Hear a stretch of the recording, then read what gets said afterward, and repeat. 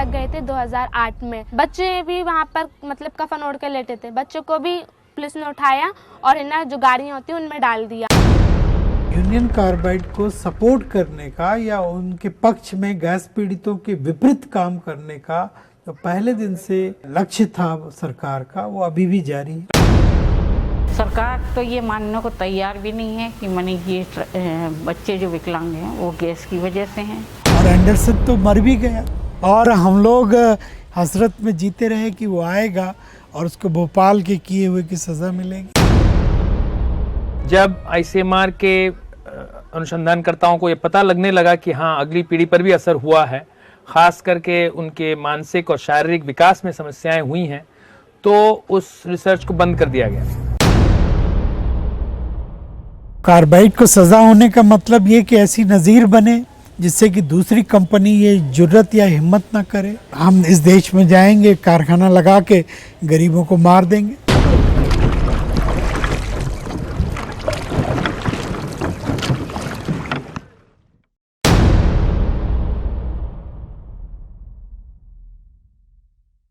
लोग समझते हैं कि भोपाल कुछ था 32 साल पहले और वो हो गया और वो ख़त्म हो गया। भोपाल में हादसा आज भी जारी है।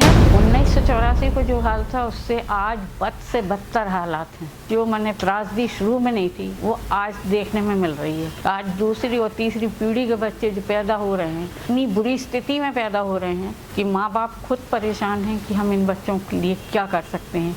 2005 में 7 मई को सुप्रीम कोर्ट के आदेश थे कि 1 लाख बच्चों का हेल्थ इंश्योरेंस करना, लेकिन गवर्नमेंट ने आज तक एक भी बच्चे का हेल्थ इंश्योरेंस नहीं करवाया है और वो बच्चों की तरफ से बिल्कुल बेफिक्र है। उनको कोई चिंता नहीं है कि ये बच्चे विकलांगता लेके पैदा हो रहे हैं तो गैस की वजह से हो रहे हैं।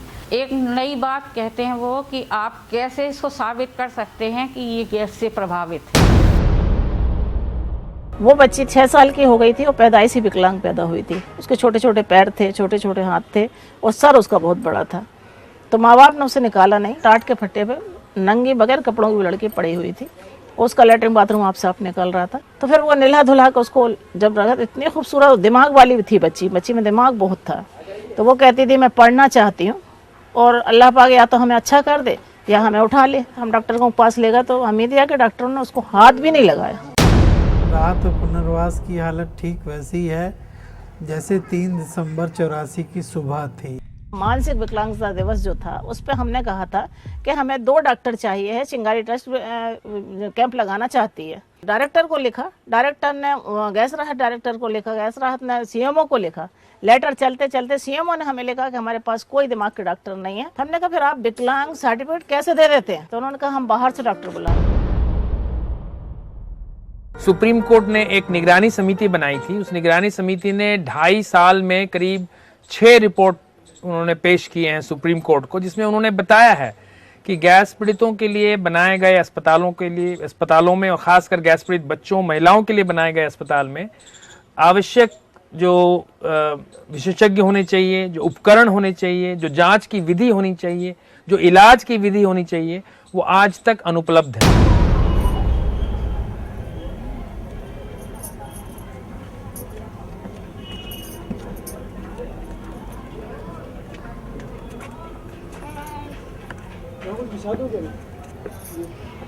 चेकअप कराया था तो उनने बोला था कि खून की कमी है, तुम्हें 2 बाटल खून लगेगा।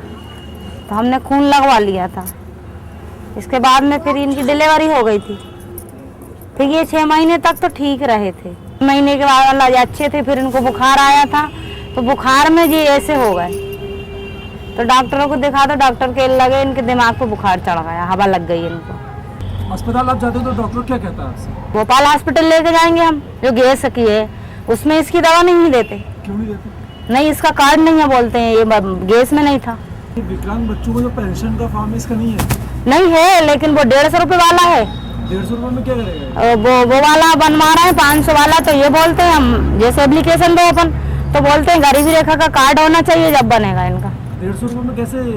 कुछ भी नहीं होता सर, हर महीने बुलाते। हम यहाँ से ऑटो करते हैं तो सिंधी कॉलोनी तक के 50 रुपए तो ऑटो वाला ले लेता है।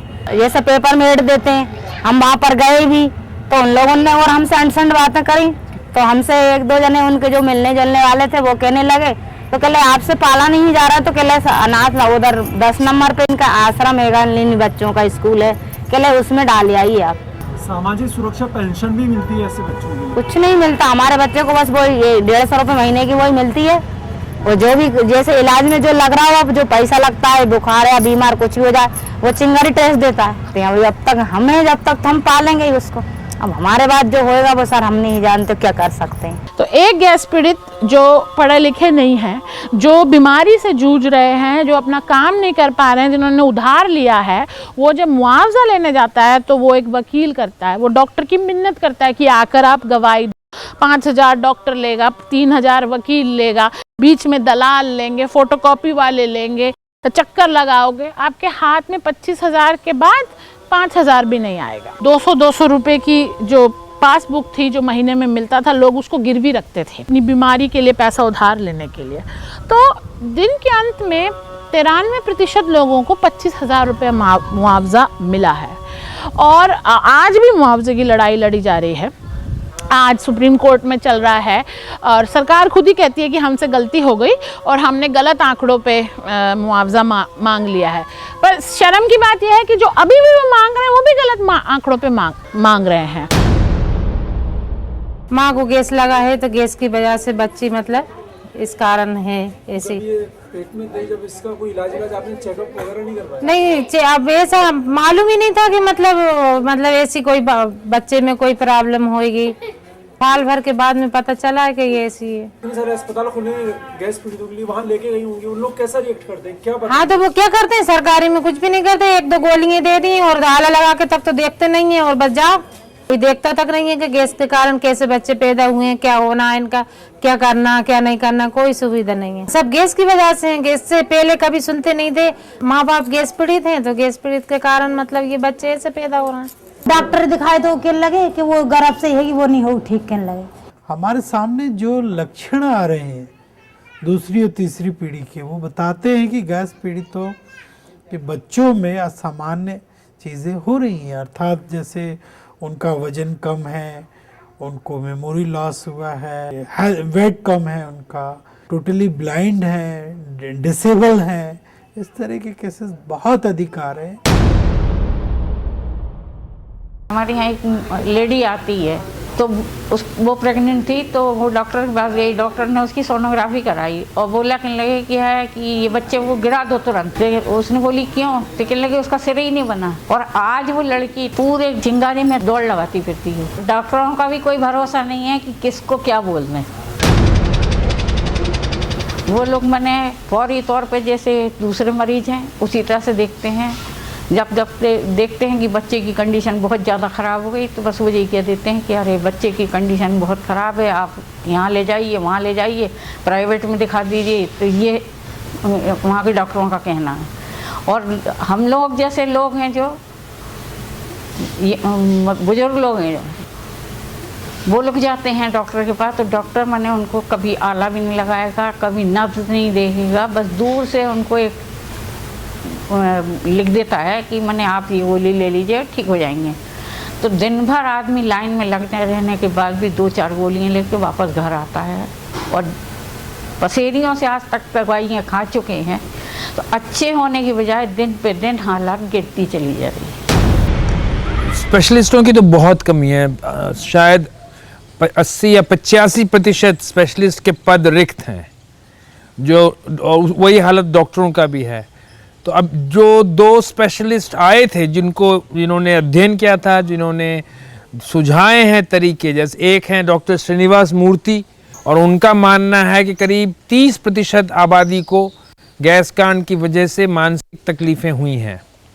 तो उस 30% मानसिक रोगग्रस्त आबादी के लिए उन्होंने एक मैनुअल बनाया है, एक हैंडबुक बनाया है कि कैसे उनका इलाज हो सकता है।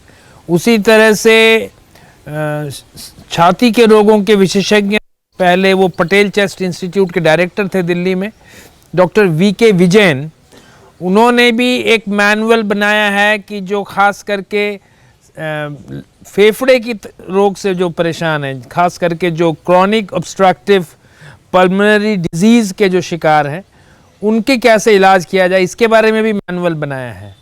और यही 2 ही मैनुअल बने हैं अभी तक इलाज के संबंध में, लेकिन इन दोनों मैनुअल की भी कोई इज्जत नहीं, इनको कोई चिकित्सक भोपाल के इनको फॉलो नहीं करता है, कहीं पर इनके बारे में जानकारी भी नहीं है। तो विशेषज्ञ तो हैं ही नहीं, जो विशेषज्ञों ने जो सलाह दिए हैं, जो मिले भी थे थोड़े 2 विशेषज्ञ, उन्होंने जो सलाह भी दी है वो भी उनका भी अनुसरण नहीं हो रहा है। आर्थिक सामाजिक चिकित्सीय कुछ भी नहीं हुआ है। कमोबेश हालत वही है जो 85 में थी। और बड़ी बदकिस्मती ये है कि हमने अर्थात हमारी सरकार ने करोड़ों रुपया इस पे खर्च कर दिया। आर्थिक पुनर्वास पे जो खर्च किया है वो 70 करोड़ रुपया है। सामाजिक पे जो खर्च किया है वो लगभग 100 करोड़ होगा। और चिकित्सीय पुनर्वास पे जो खर्च किया है वो लगभग 500 करोड़ से अधिक होगा। बहुत सारे अस्पताल बने, पुनर्वास केंद्र बने, विशेष औद्योगिक क्षेत्र गोविंदपुरा में बना जहाँ 10,000 लोगों को रोज़गार देने की बात थी। ITI हमने बनाया। जो जितना बड़ी त्रासदी थी और जितने पीड़ित लोग थे 5 लाख से अधिक, वो सब कुछ हो नहीं पाया। गैस पीड़ित जानवर से बदतर जिंदगी जी रहे सर। आज कई मायने में गैस पीड़ित 3 दिसंबर 84 से ज़्यादा बुरे हालत में है। आज भी जो गंभीर रूप से प्रभावित इलाके हैं वहाँ पर हर घर में कम से कम एक इंसान बिस्तर पकड़ा हुआ मिलेगा। आज भी जो इलाज हो रहा है अस्पतालों में उसमें लाक्षणिक दवाएं दी जा रही हैं, लक्षण के आधार पर इलाज हो रहा है। आज भी जो सही इलाज विधि है वो आज भी इस्तेमाल नहीं हो रहा है।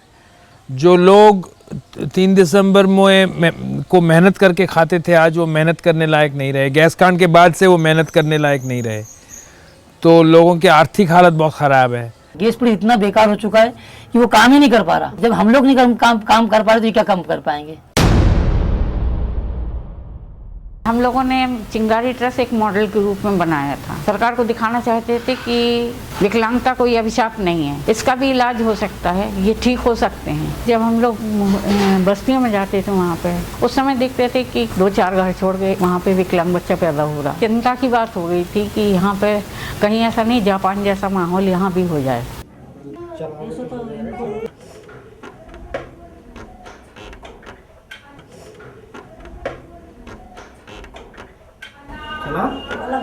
पीछे मत देखो, तुम चलाओ।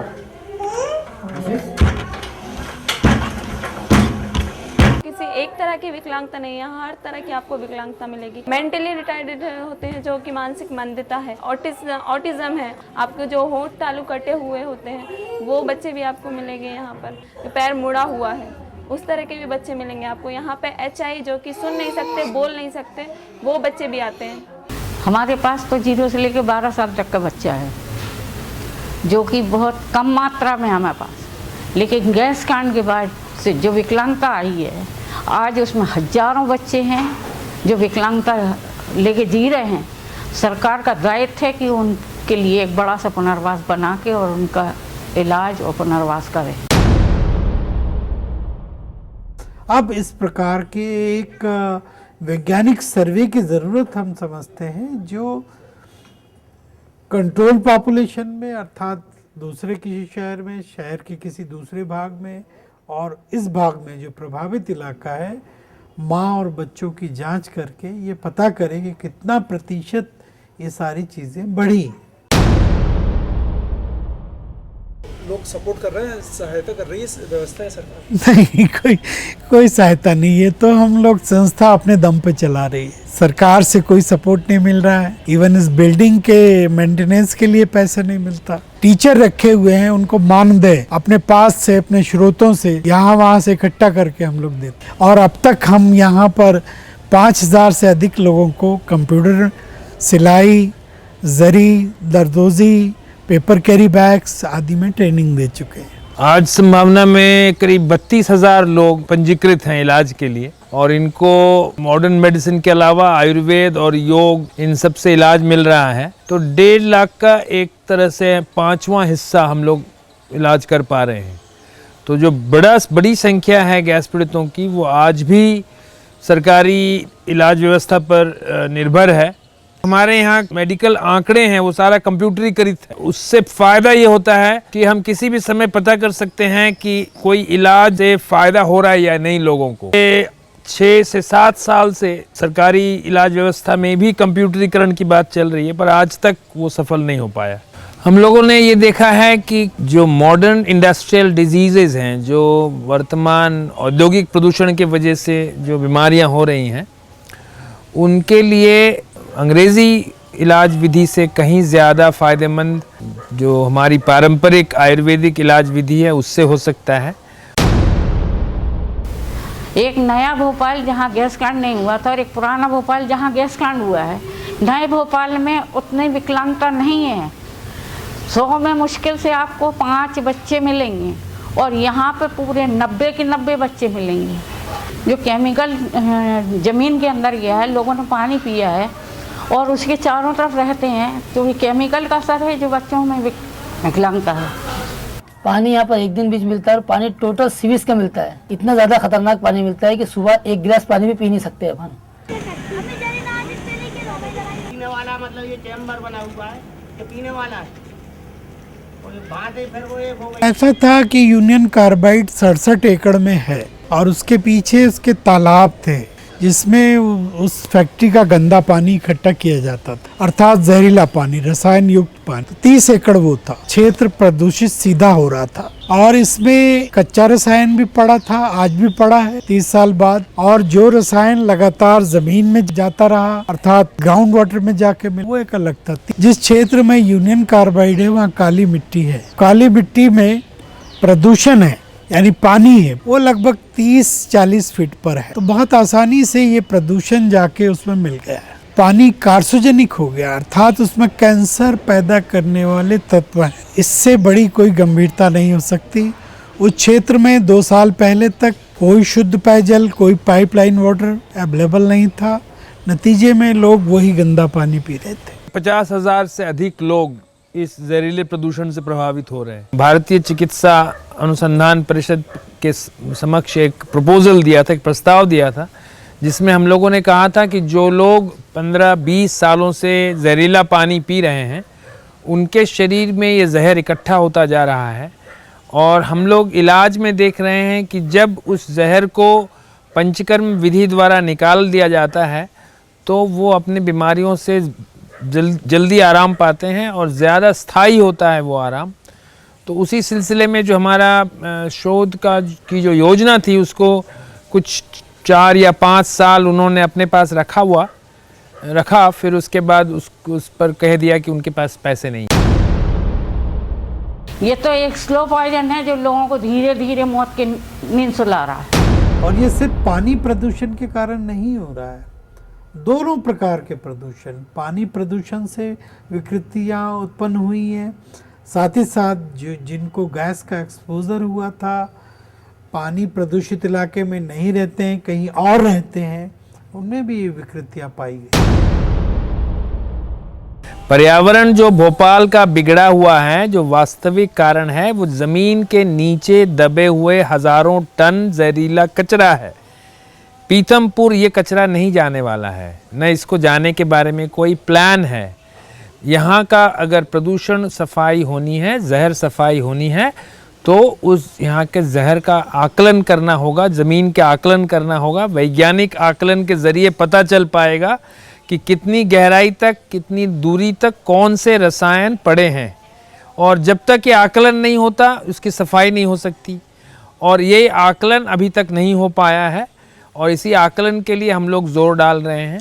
वो आकलन हो जाए तो सफाई का काम शुरू हो सकता है। तो बहुत साफ है कि बहुत ही गंभीर विषय है ये, और इस पर गंभीरता के साथ जांच का एक बड़ा कार्यक्रम बनाए जाने की ज़रूरत है। और इस पर अगर मैं समझता हूँ कि सरकारों ने अभी तक तो कोई कदम नहीं उठाया है, तो कोई निजी इस प्रकार के संस्थानों को हम कहेंगे, ज़रूरत पड़ी तो सुप्रीम कोर्ट को कहेंगे, इस दिशा में काम होना चाहिए ताकि तथ्यात्मक रूप से, वैज्ञानिक रूप से सारी चीज़ें सामने आ सके और यूनियन कार्बाइड को पर हम अपना शिकंजा और अधिक कस सकें। दिसंबर में हादसा हुआ।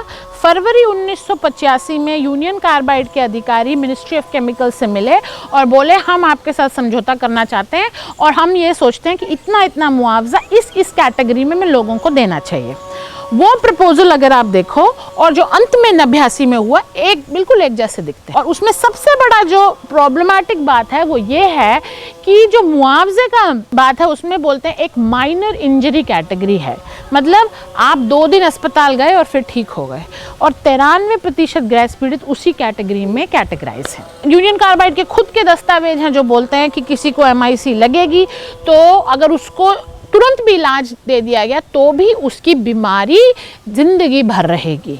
वो सब होने के बाद भी आप 93% गैस पीड़ितों को माइनर इंजरी कैटेगरी में अगर रखते हैं तो आप सिर्फ कंपनी की तरफदारी कर रहे हैं और कुछ नहीं कर रहे। भोपाल के जिला अदालत द्वारा नोटिस जारी हुआ है कि यूनियन कार्बाइड का मालिक डाउ केमिकल भोपाल की अदालत में हाजिर हो और कारण बताए कि वो अपने स्वामित्व वाली यूनियन कार्बाइड को हाजिर क्यों नहीं कर रही। कार्बाइड को सजा होने का मतलब ये कि ऐसी नज़ीर बने जिससे कि दूसरी कंपनी ये जुर्रत या हिम्मत ना करे। हम इस देश में जाएंगे, कारखाना लगा के गरीबों को मार देंगे। बिल्कुल असमान संघर्ष में अभी तक गैस पीड़ित इस मायने में जीत रहे हैं कि दुनिया अभी तक भोपाल को याद करती है। गुनहगार आज़ाद रहे और बेगुनाह अभी तक सजा भुगत रहे हैं। अपने हक और इंसाफ के लिए गैस पीड़ितों ने हर तरह से बताया, हर तरह से समझाया कि हादसा गुजरा नहीं है बल्कि मुसलसल गुजर रहा है। कई प्रदर्शन किए, जोर की आवाज़ लगाई, नारे लगाए, जुलूस निकाले, लेकिन कहीं से किसी का कोई साथ नहीं मिला। 23 साल बहुत हो गया, 23 साल बहुत हो गया, 23 साल बहुत हो गया।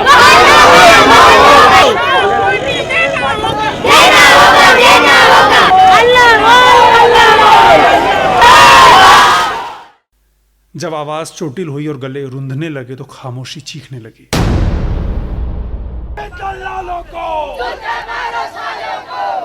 सितम की इंतहा शायद अभी बाकी लगती है।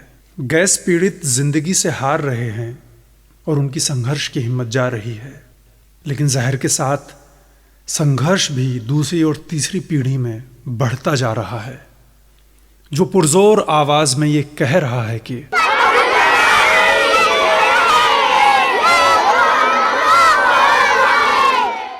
हमारे बड़े लोग हैं वो लोग की आवाज़ थोड़ी कम हो गई है क्योंकि वो बूढ़े हो गए, लेकिन वो लाचार नहीं हुए। हम हैं उनका साथ देने के लिए। जब तक हम साथ रहेंगे तो वो लाचार नहीं होने देंगे। आने वाले दिनों में हम नहीं तो हमारी जो नई पीढ़ी है वो इस संघर्ष को ले रही है और ये संघर्ष चलेगा और एक दिन भोपाल को इंसाफ जरूर मिलेगा। जीवन से जिस दिन हार जाऊंगा तो उस दिन मैं नहीं कह सकता क्या होगा। जब तक मैं चल रहा हूँ ये आंदोलन चलता रहेगा।